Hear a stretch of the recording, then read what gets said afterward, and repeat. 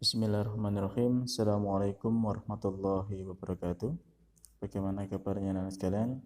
Alhamdulillah, semoga kita sehat-sehat selalu dan dalam lindungan Allah Subhanahu wa taala. Baik anak-anakku yang dirahmati Allah Subhanahu wa taala, untuk pembelajaran kali ini yaitu adalah ibadah syariah dengan bab merawat jenazah. Baik anak-anakku yang dirahmati Allah Subhanahu wa taala, perlu diketahui bahwa merawat jenazah itu adalah suatu kewajiban bagi umat Islam dan itu dihukumi yaitu adalah fardu kifayah ya. Jadi wajib atas sebagian kaum muslim. Nah, anak-anakku yang dirahmati Allah Subhanahu wa taala, perlu kita ketahui bahwa ada beberapa hal yang harus kita lakukan ketika menghadapi orang yang baru saja meninggal, yaitu kita mengucapkan kalimat istirja ya. Yang pertama, apa itu kalimat istirja? Yaitu adalah kita mengucap bacaan inna lillahi wa inna ilaihi rajiun ya. Itu. Kemudian yang kedua, yaitu kita hendaknya memejamkan matanya apabila belum terpejam. Kemudian yang ketiga, kita melemaskan tangannya untuk disedekapkan di dada dan kakinya diluruskan ya. Kemudian yang keempat, mengatupkan mulutnya dengan mengikat kain melingkari dagu ya, pelipis sampai ubun-ubun bila mulutnya terbuka ya. Itu biasanya kadangkala ketika kita mendapati orang yang baru meninggal dalam keadaan terbuka mulutnya ya. Kemudian yang selanjutnya, bila memungkinkan jenazah diletakkan membujur ke arah utara dan badannya terselubung dengan kain ya. Jadi ditutupi dengan kain, kemudian dihadapkan ke arah sebelah utara.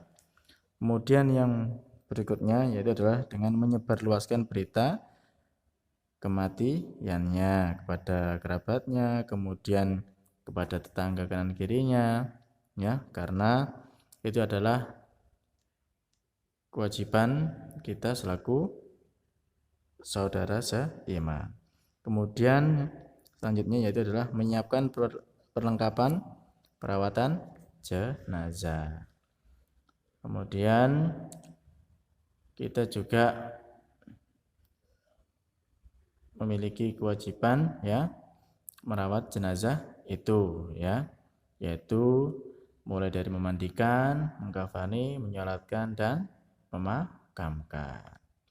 Kemudian juga kita memberikan informasi atau kabar untuk menyegerakan pelunasan hutang-hutang jenazah apabila jenazah memiliki hutang ataupun masyarakat yang memiliki hutang kepada beliau yang wafat.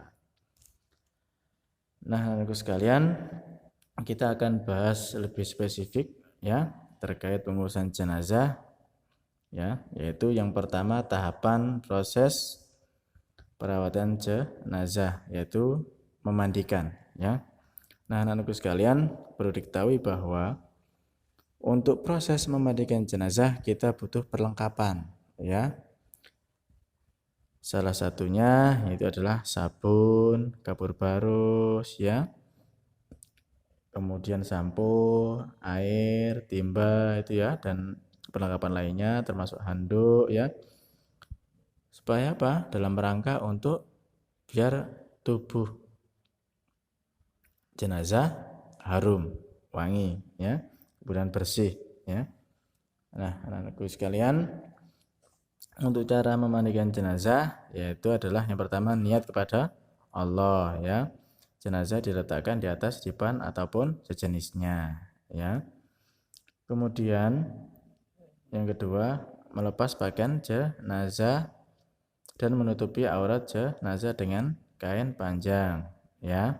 Jadi jangan sampai ketika proses pemandian itu jenazah itu tidak ditutupi ya, jadi auratnya itu terlihat ya.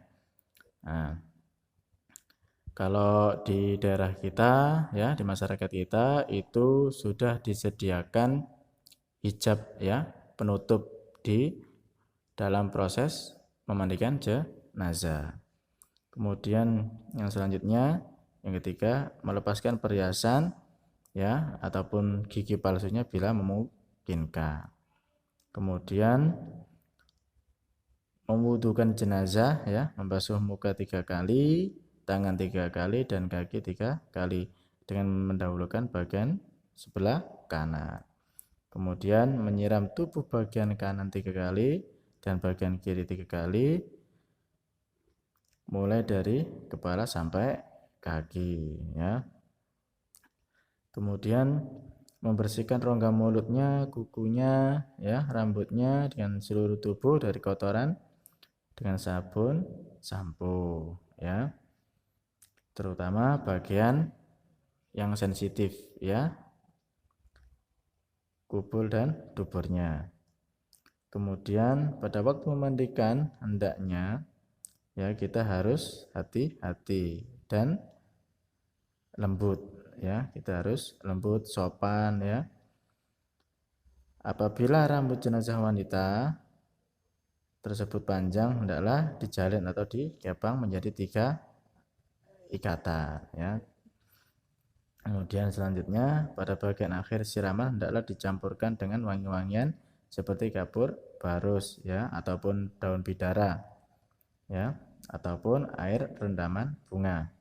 Kemudian yang terakhir itu adalah mengeringkan ya badan jenazah dengan handuk ya.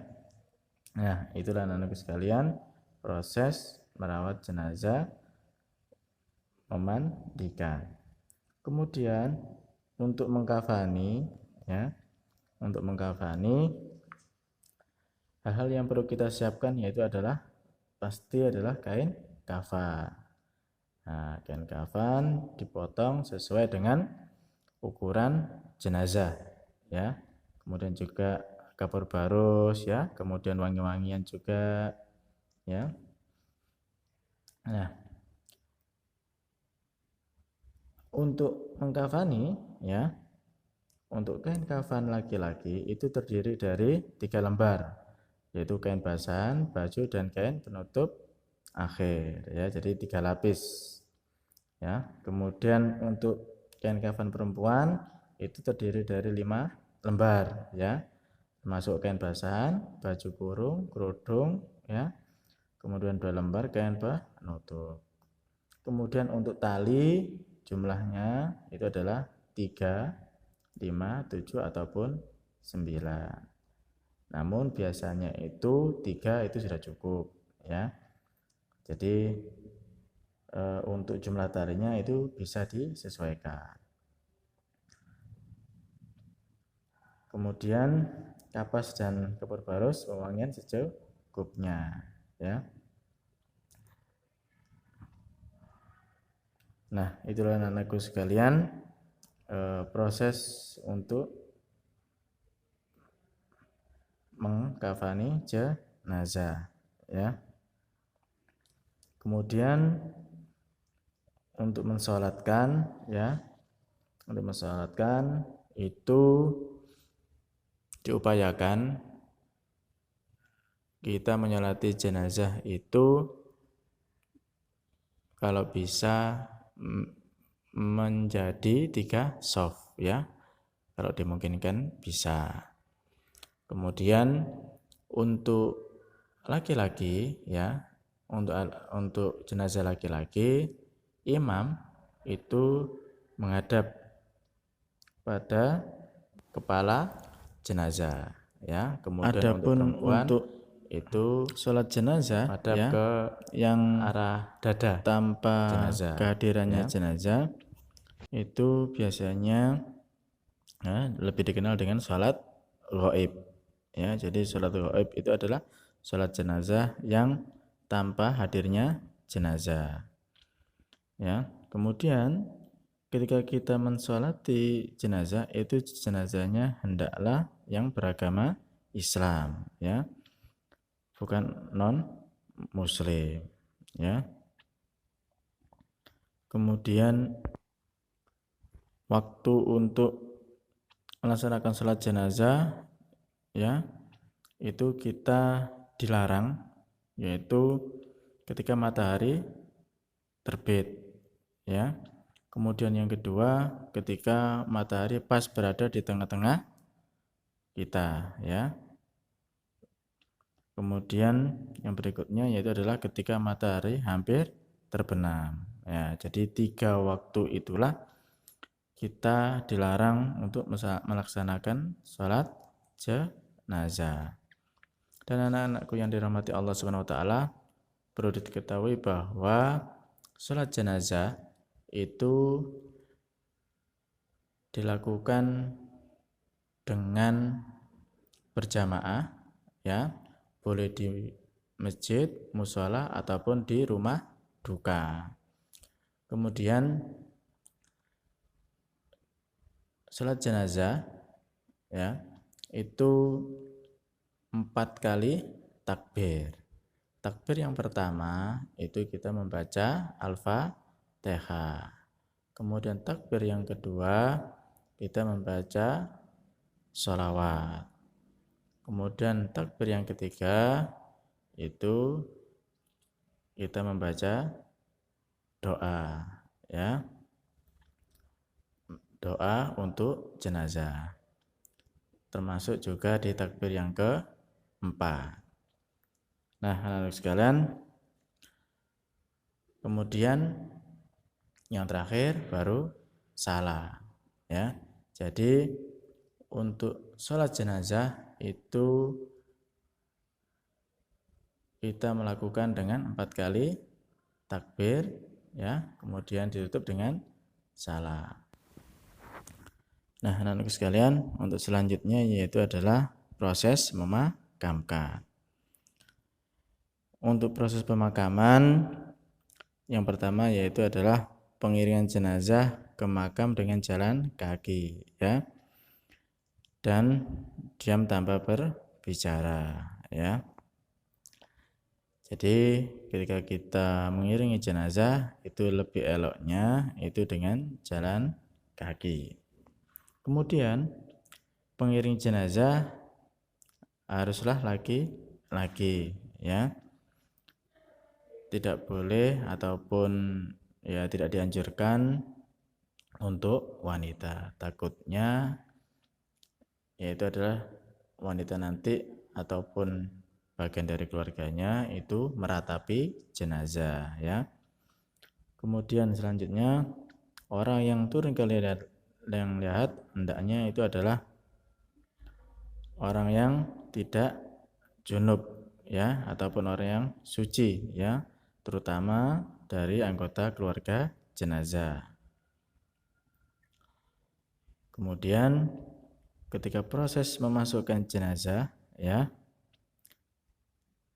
itu dari arah kaki kubur dengan mendahulukan kepala, ya. Jadi kita memasukkan jenazahnya itu dimulai dari kepala, ya, sambil membaca Bismillahi wa ala millati Rasulillah. Kemudian khusus ketika memasukkan jenazah perempuan hendaklah dibentangkan kain di atas liang kuburnya, ya. Itu ketika proses memasukkan jenazah perempuan. Kemudian memiringkan jenazah ke sisi kanan menghadap kiblat. Kemudian menutup dengan papan bambu ataupun bambu lempeng dengan memberikan rongga-rongga secukupnya. Kemudian menimbun dengan tanah dan boleh ditinggikan kurang lebih 1 jengkal.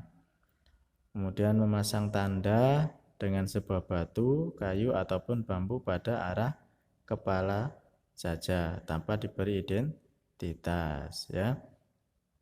Kemudian bagi pengiring jenazah dan yang menyaksikan penguburannya seyogyanya menaburkan tanah, ya, ke atas kuburannya 3 kali.